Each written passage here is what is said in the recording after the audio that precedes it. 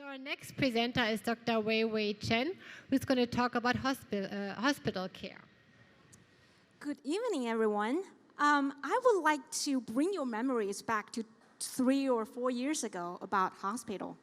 Now, let's say, unfortunately, you have to be hospitalized, but you can choose when that would happen.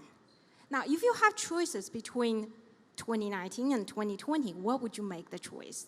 Would you prefer to be hospitalized in one particular year? Hopefully, your memory of hospital care is not too different from what is shown in this picture. You are in a hospital room, fully equipped with all kinds of things you need, and you have doctors on your side. You feel safe because you are in the good hands.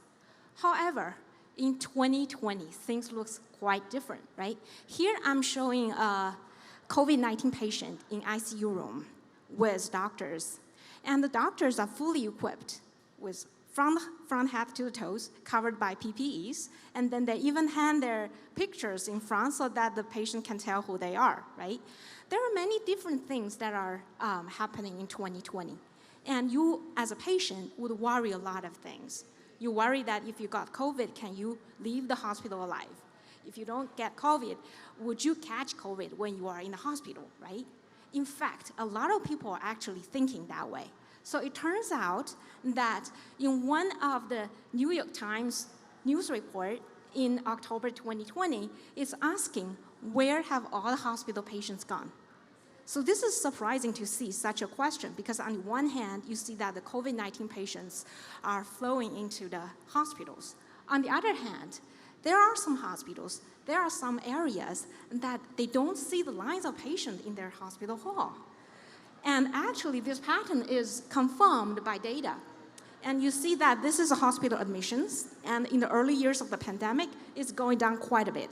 Even though we see the increase of the COVID-19 patients, it still did not overturn the overall decline trend. This one is showing the hospital discharge. And even when we are tracing to 2020's third quarter, we still see that the hospital discharge is below the pre-pandemic level. And that brings a lot of questions, right?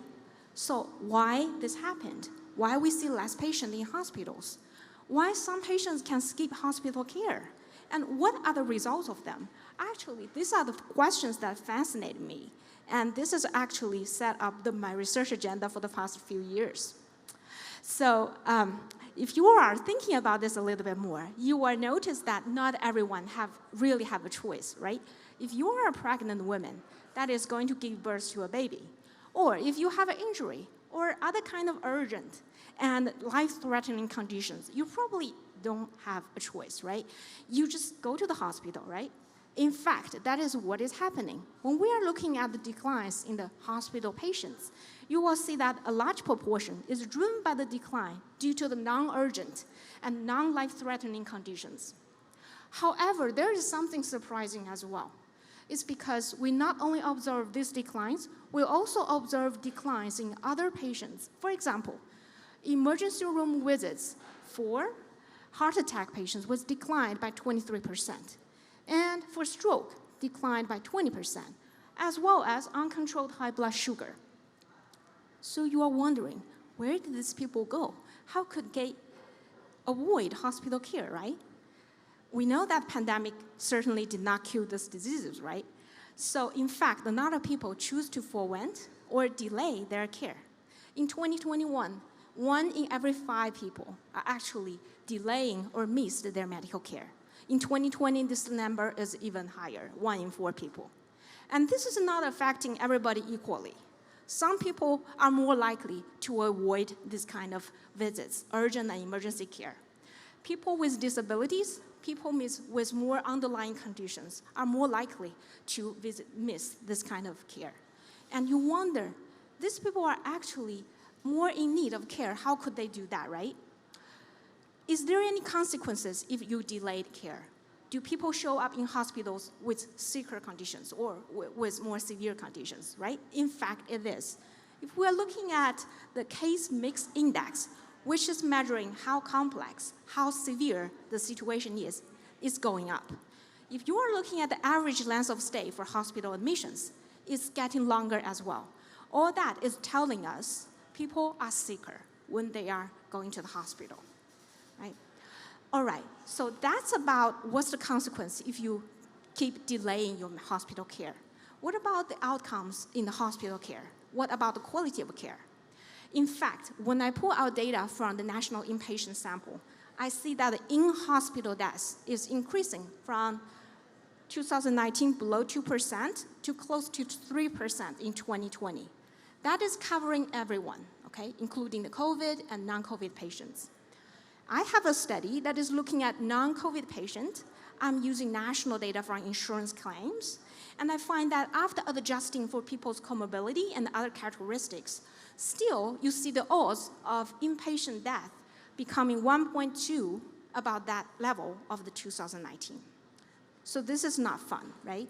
Fortunately, we are gradually transitioning out. We hope everything is recovering. However, just like patients that are suffering from non-COVID, we still see there are problems that are not going back to normal in hospital care or in healthcare in general. So you see reports talking about there are safety measures, there are quality measures of hospital care or healthcare that are still below the pre-pandemic level. Actually, these are some of the research questions I'm pursuing in my ongoing project. I like to bring this kind of discussion into my classroom. So this is one undergraduate class I'm teaching of health economics. I challenge the students to come up with research questions of their own.